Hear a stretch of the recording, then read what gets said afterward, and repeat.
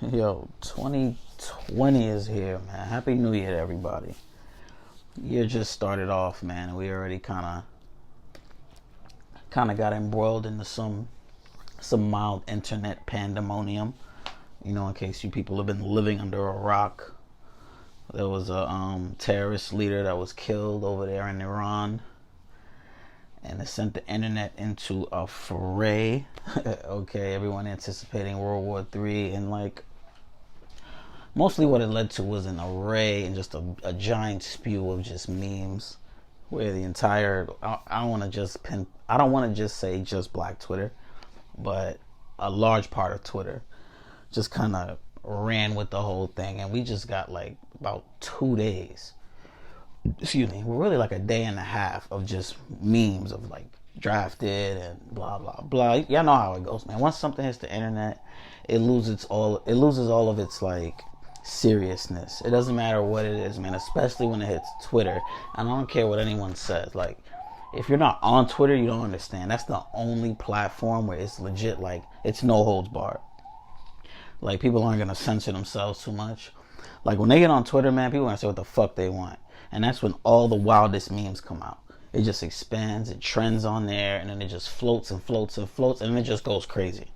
And I will see a few people getting upset. Me personally, I would just look at it as people's way to kind of just cope and deal with the situation. I mean, obviously, I would hope that no one thinks that it's actually funny, the actual possibility of war. But, people just want to get their little jokes off. Some people want to just be relevant. They want clout. And then some people just kind of want to, they'll actually look at it and in your mind, you'll be like, damn, this is some real shit that might be going on. But, to kind of either quell your own nervousness or whatever, you throw a meme out there. Whatever. I don't know. I retweeted a few. I liked a few. They were funny. I found a lot of them quite hilarious. You know what I'm saying? But I'm able to see the humor in a lot of situations. So, but I get why people were upset, because if this type of thing were to actually happen, then, these are actual lives at stake. We get the seriousness of it, but at the end of the day, man, it's fucking Twitter. It is what it is. You know what I'm saying? That's just how it goes. But that didn't last for too long. It kind of died down for the most part. You see a few people trying to get their last little jokes in for the clout. A lot of the social media comedians, they all did their little versions of it. That's just how it is when you're trying to remain relevant, man. You can't pass up any opportunity, so get it. But it's died down. In all actuality, of an actual draft for war is not likely, man. It would take too many steps. There's too many different things that would have to happen. But yeah, it's 2020, man. The new year is here, which means a brand new set of expectations. And just, actually, it doesn't have to be new. It could just really be just continuing to capitalize on whatever you've been building for yourself from here on out. You know what I'm saying? Wherever you are in your life, whatever you're doing, the goal is to just keep elevating at all fronts as much as you possibly can and as hard as you possibly can. Just keep going and keep pushing forward. You know what I'm saying? If you didn't do so well last year, then use this year as a new stepping stone for yourself. All right, these are the mistakes I made last year. This is what I'm going for now, and I'm going to make sure by the end of this year I'm going to be doing my thing. That's definitely one of my goals, because last year was a little rocky-ish for me. So this year I definitely want to make sure that things are a lot more pushing up and forward. 100%. That's definitely my goal. You know what I'm saying? It's just time to get it going. You know what I'm saying? But so kind of recap a little on last year, man. I don't know if you guys have seen Star Wars, or if you guys are even big followers of Star Wars. Me personally, I've always enjoyed Star Wars ever since I saw the prequels. It made me go back and watch the original films, because if you guys aren't aware of it, the originals came out in the late 70s to the early 80s. So, excuse me, I wasn't even alive when those came out. But when the prequels came out in the late 90s and early 2000s, I kind of got intrigued early on. It made me go back and kind of delve into Star Wars a little bit more. I started watching some of the shows. I have a couple of the books. And I've seen all the movies, for the most part. Only thing I haven't seen Solo, which is weird because it's on Netflix, and I don't know why I haven't watched it. From what I understand, it's supposed to be a really good standalone, but I don't know. I know it kind of flopped. Like, a lot of people didn't really go see it, but it's supposed to be really good. But that's like the only one I haven't seen. I've seen all the others. Rogue One was legit. It was phenomenal. Like, it was a great film. If you haven't seen that, you definitely should. But in reference to these films, the original 9, Star Wars started off with it starts off with a giant explosion, and it kind of just rushes you in full force into the world. But as you go along into the movies, you really start to see how difficult it became, and it could be just the large gaps in years, or just the ever changing wave of ideas and views, and then studio interferences, etc. But the lore within itself, for the most part, it stayed intact up until these last 3 films, which is kind of where they decided to kind of, I guess, go in their own little direction. And I don't know, man. In my opinion, it pretty much kind of warped what they had set in stone for what Star Wars was or whatever. But like, I'm not gonna go in too much on Rise of Skywalker. So many people have. You check on the internet. Oh my God, the reviews have not been great. The movie itself, in terms of like sales, is drastically underperforming in terms of its predecessors. But people are tearing the film apart, and you know, you'll have the stans and the true loyalists who will always just try to tell you that it's amazing regardless. And see, that's the thing. Like with Star Wars, it's all about the continuity of the universe, the lore of the world. That's the most important part to me. Like, people will look at the film and say, "Oh, the film was great." No, yeah, the acting was on par. Yes, those actors are extraordinary. Yes, the cinematic view and all that, it was great. The CG was phenomenal. Yes, they have top-notch studios working on these films. It's Disney. It's the best studio right now. It's the best of the best working on the film. So visually, it looks extraordinary, and acting wise, it's gonna be phenomenal because those are top-notch actors. Everyone stepped up to the plate. No one fucked up. No one came short. Everyone brought their A game. But when you're talking about the way that the continuity of Star Wars is in terms of power scaling, power referencing, fighting style, fighting techniques, the way the Force works, like, yeah, a lot of shit was convoluted in those last few films. You know, like, not for nothing, and most people, I believe, will agree. Definitely people that I know, that I've spoken to. The Force Awakens, the last, I guess, Act 3 or whatever, or the last half of it, however you want to say it, like, that shit left a really, really bad taste in my mouth. And like, you know, when they brought the film out and they marketed it with John Boyega, like, you know, the Finn character was going to be the Jedi, like, he was pretty much going to be that guy. That's what they made it seem like. Go back and watch those trailers if you don't remember. Like, the way they marketed that movie, they really made it seem like Finn was about to be that guy. They made it seem like Rey was about to kind of take over that Han Solo mantle. And then Kylo Ren was the enemy. That's how you have it. Boom, boom, boom. It was like, okay, this shit is lit. This shit is dope. And as the movie goes on, the movie starts off, and that's how it plays out. You got Finn, and then you meet Poe, and then you meet Rey, and then she meet Han, and she's tinkering with the ship, and she's clicking with Chewie, and she knows the ship really well. She knows all about the Millennium Falcon, and she knows how to pilot it, and she's coming up, she's thinking like Han, she's reminding him of himself, and all that other shit. So I'm like, oh, okay, yeah, let's go. And then she starts to become Force sensitive. Mind you, throughout the beginning of the film and throughout, they were showing signs of Finn being Force sensitive. And then that's also what he was supposed to, spoiler for Rise of Skywalker, that's also what he was supposed to be trying to tell Rey. Either that or I love you. I've heard different things, but from what I understand, he's supposed to try to tell he's Force sensitive. And then that's why they tried to tie it in that, all the Clone War kids or the Stormtrooper kids are Force sensitive. Whatever, bullshit. So, like, oh man, that shit really, it irked me. But yeah, like, they were showing that he's Force sensitive, and then as the film goes on, it starts to shift, and they start to focus on Rey, and now she has these origins, and then all of a sudden, she's overpowering Ren, and then she outduels him, and I have very big issues with that. Just, it makes no sense, but boom.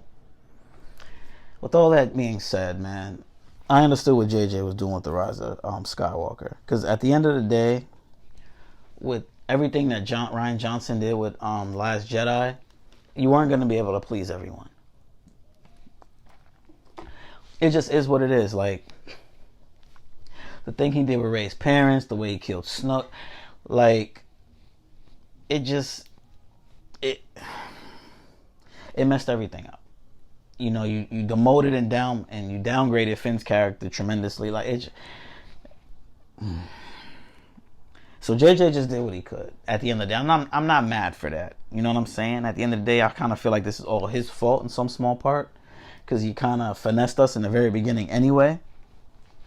But you did what you could to fix it. What they need to do going forward, honestly, they need to get away from the Skywalkers. Like, that's really, really what needs to happen. They need to get away from the Skywalkers. They need to get away from everything that was established there and just start fresh, man. Start fresh with a new story. There's plenty of novels to reference. There's plenty of... You can reference video games. You can reference the literature. There's all types of sub-characters and side characters that you can go to, from graphic novels to actual novels to comic books. Star Wars has a bunch of fucking comic books you can draw inspirations from. Like, just start somewhere different, all right?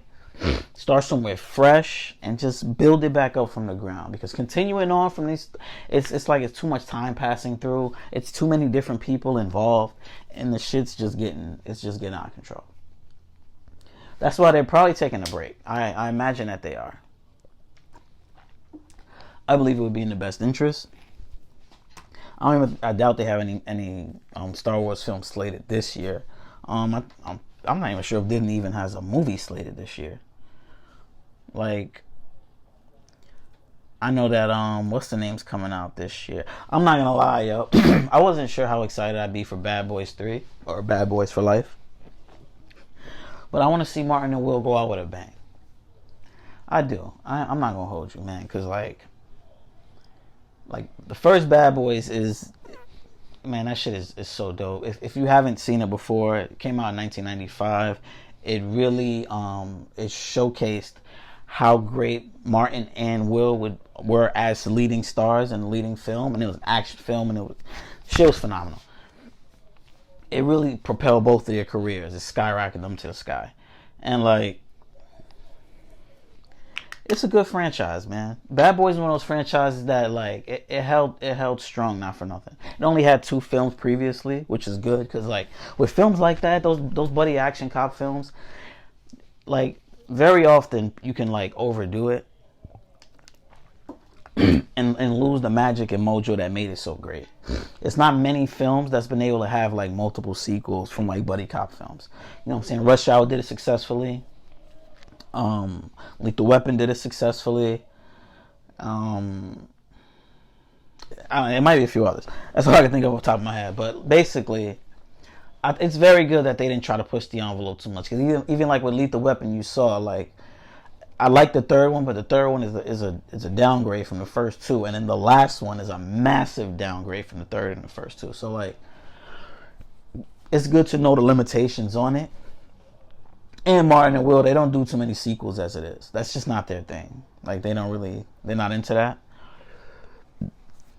So, but yeah, I'm excited, yo. I'm definitely hyped to see how this ends. I wanna see how they send them off. I was kind of hoping the tone would return to the original film, when it was a lot more serious and it was really like crime drama focused. And then the second one came out and they prioritized humor and action over like actual story. Even though the story wasn't bad, but they prioritized humor and action over story. You could definitely tell. And the whole tone of the film was different, but I understood what it was. Like, they were just going for maximum audience appeal, because it was like 8 years later. Yeah, 95 and 03 is like 8 years later. These guys are a lot older. Like, Martin Lawrence, no disrespect, he wasn't even he was not in the same shape that he was before. So like, and there's certain things they probably want to just change and freshen up about the character, you know. So, and by then Michael Bay kind of changes. Like, he would be making more light tone films anyway. So it was cool though. Like, it was cool. Bad Boys 2 was dope. It was dope. It didn't do too much. It wasn't as good as the first one, but it was a nice follow up. Like, it's definitely a valid sequel. It's a valid sequel, and that's what you could really. That's one of the few things you could really hope for, man. I'm not gonna lie, cause like a lot of these films come out, a lot of sequels to some of these films, yo, and they just don't live up to the original. Like, they really just don't live up to the original films, man. And it's hard to recapture that magic, and that's really what it is. Like, cause I be sitting here looking and like, and you can tell when it's just kind of not there. So it's really good to know, like I said before, it's good to know your limitations on your movies and to know how far you should take it. And that's why they probably didn't push the envelope too much on it. But yeah, I'm definitely excited to see how they close that out. What else is coming out this year? What else is out? Oh yeah, that Birds of a Prey film. It's called Birds of a Prey and the Fantabulous Emancipation of One Harley Quinn. Okay. Hands down, one of the most pretentious film titles I've ever heard in my damn life. Man, I'm gonna keep it a stat.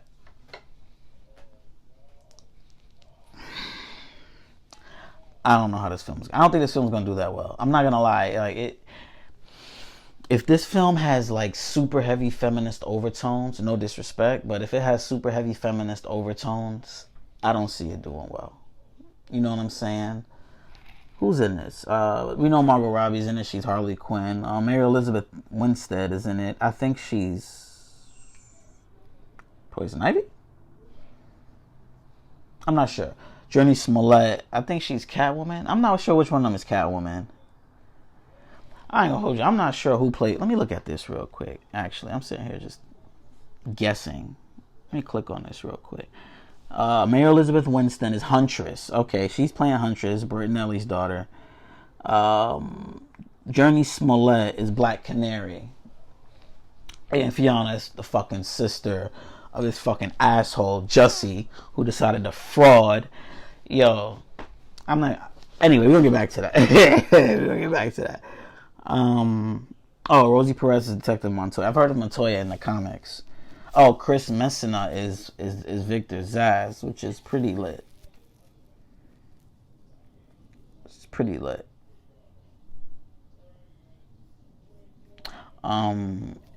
What's the name? Ewan McGregor's in this. Hold on, who is he? He's Black Mask. He's black. Okay, yeah, but I don't know how well this film is gonna do, man. It's gonna for this film. It's really gonna because they're trying to do a whole like Birds of Prey. It's a whole like DC females mashup thing going on with some of the characters. So like, this will really depend on the chemistry of all the characters and how well they really how well you showcase just the way that they handle their shit. I don't know. I don't know if I'm gonna pay this. That's a $5 movie. I'm gonna keep it 100. That's a $5 movie. Because DC has to really start showing that they're really serious about competing in this film market when it comes to these adaptations, because Marvel is leaving them in the dust. Now DC has been getting it right lately. Wonder Woman, Aquaman, Shazam, and they're starting to film Black Adam this year. Black Adam's starting to be filmed. The Rock is already posting pictures. The concept art looks dope. I can't front. It looks lit. So we're gonna see what that film is gonna be like. And they're probably gonna then eventually. I expect to see probably Black Adam and Shazam too, or something like that. They're definitely gonna mash them up together. But Shazam was good. If you haven't seen Shazam, y'all should go see it. It was really good. Excuse me. What else is coming out this year? Sonic. My man Sonic. Now, excuse me. It's crazy because I remember when the original trailer dropped and everyone, it got universally panned. Like, panned to the point where the movie ended up getting pushed back because they had to redesign the whole character, which means they probably had to do reshoots. Unless they just redesigned him and not other aspects around him, but whatever. But they had to redesign Sonic to the point where like they had to delay the film. So now it's coming out a little bit later. And my whole thing about it is like, you allowed the fans to bully you to make this decision. Now, what's gonna happen if this film drops and this shit flops. Like, we gotta keep it 100, man. A lot of these people that was complaining or whatever, most of these motherfuckers don't go to the movies. They're not going into the movie theater, dropping money to go see these movies and show support. Like, especially movies like Sonic. When video games like Sonic, like Miss Pac-Man, Mario, Crash Bandicoot, Spyro, Zelda, when you get movies like that and a studio is actually willing to say, yeah, let's greenlight this shit for a fucking, excuse me, when you have video games like that and the studio comes to the video game company and they're like, yo, we want to greenlight a movie for this game. Dude, like, that's a super big opportunity for that video game to probably reinvigorate its franchise. Sonic needs life. Sonic has been on life support for a better part of a decade. Like, the last couple Sonic games that's come out, they have not been great. Sonic has not had a great track record with video games. The best that Sonic has been doing is the re-release of its original games in different forms, like Generations and Sonic 4, etc. Like, yo, like, people gotta show support for this shit. You had all that bullshit. People was ready to rage and backlash and everything like that, which is cool, which is fine. I get it. I understand. Me personally, I thought the design was interesting. They were going for like an anthropomorphic type thing with pets. They gave them human-like feature. They humanized the hedgehog. People thought he looked a little weird, a little creepy. They didn't like it. They thought it was like in bad taste or whatever. Universal backlash, so they decided to change him up. Now he looks more like Sonic from the video game. He looks more how people want him to look. More like cute and more like likable or whatever. Like, I mean, like visibly likable or whatever. So it's just like, all right, whatever. But now that's more money that they had to drop. More money that had to be spent. More work that had to be done. And now what's going to happen if the movie drops and the shit flops? Like, are all these people that was petitioning? Because there was a lot of people on the internet. I was on Instagram, Facebook, and Twitter, and there was a bunch of people that had a bunch to say about it. Everyone had something to say. Are these people going to the movie to go see it? It's on a $95 million budget. That's actually higher than I thought it would be. I actually thought it would be in like the 70s or maybe like low 80s. I'm trying to look at this now. Now, from what I understand, it didn't cost too much to redesign them. Which I'm hoping that's the case, because it cost an extra $5 million to redesign him. So it was originally $90 million. Now it was a $95 million budget. And if you guys don't know how films work, man, it's not just about, like, when you're going to recoup your money, you have to like recoup more than what's just like gained overseas. It's about the domestic growth. Like, you have to, like, they need to really start promoting the fuck out this movie. Like, I haven't been seeing it enough. I'm keeping it 100. I haven't been seeing promotion for this film enough. It comes out in February, so I'm expecting this month, next couple of weeks, they need to start really push promoting this film. Like, it needs to do well, because not for nothing, Sonic is lit. I've always loved the Sonic video games, and I always wanted to see Sonic on the big screen. So I would really, and then Jim Carrey, Jim Carrey's always lit. So, excuse me, I really want this movie to do well. I want it to succeed because I want a sequel for this movie. And I want like more video games like Sonic to be able to come to the forefront. I want video games to finally get their just due on the big screen. Please. Please. I have seen so many video game films turn into complete gutter trash. It just sucks. They just are bad. They're not good. They're terrible. Okay? Super fucking Mario, Mortal Kombat, Dead or Alive, King of Fighters, Street Fighter's Chun-Li. What else? The original Street Fighter. If I didn't say that one already, I don't even remember. I'm so aggy just thinking about it. It's ridiculous. All right, I just want to see a good video game turn into a good movie. Okay, Resident Evil tried. The first one was sort of kind of decent, but it was weird. The second one seemed like it was going to be better, but then you found out it wasn't, and then they went off the rails. Like, Uncharted, we still got high hopes for. Tom Holland's attached to it, which means they're doing a young Nathan Drake. Whatever. We'll see how that does. If y'all love Sonic, man, if y'all even rock with Sonic in any capacity, if you like the games at all, if you played the games and you enjoyed them, go see that film, man. I'm going to see it. All right. I don't know if I'm paying full price of $5 yet, but I'm going to see it. All right, I'm dropping money on it, and I'm going to support my man Sonic. I'm gonna probably see it twice because I want it to succeed. I want a sequel. I want a sequel for Sonic, and that's facts. But yeah, man, we gotta see. I just really hope those people they really go and show support, because like I said, everyone had something to say about it, but people always like just fucking wolfing and talking, and when it comes to like really putting their shit together, it's always bullshit. Yo, there's a fucking Fast and Furious 9?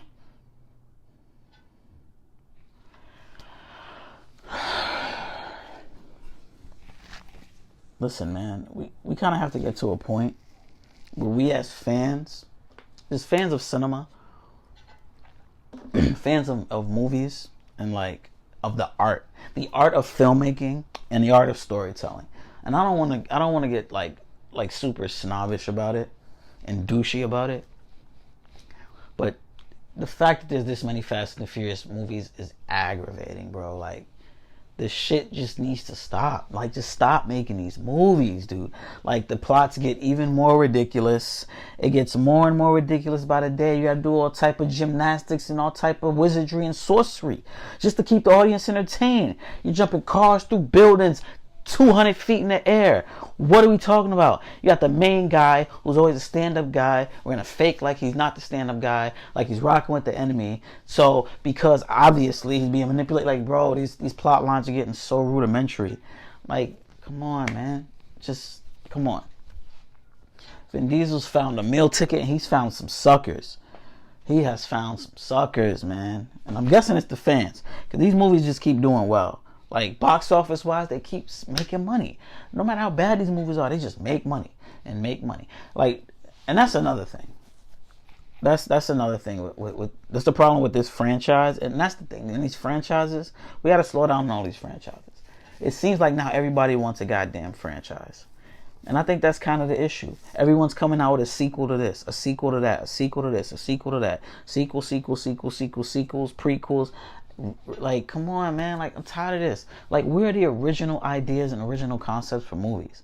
Like, all these novels floating around. Writers are still writing books, okay? Go pick up one of those novels with a great story and turn that into a movie. Stop making all these damn sequels, bro. We're tired of seeing... I don't want to see Fast and the Furious 55. Like, that doesn't make sense.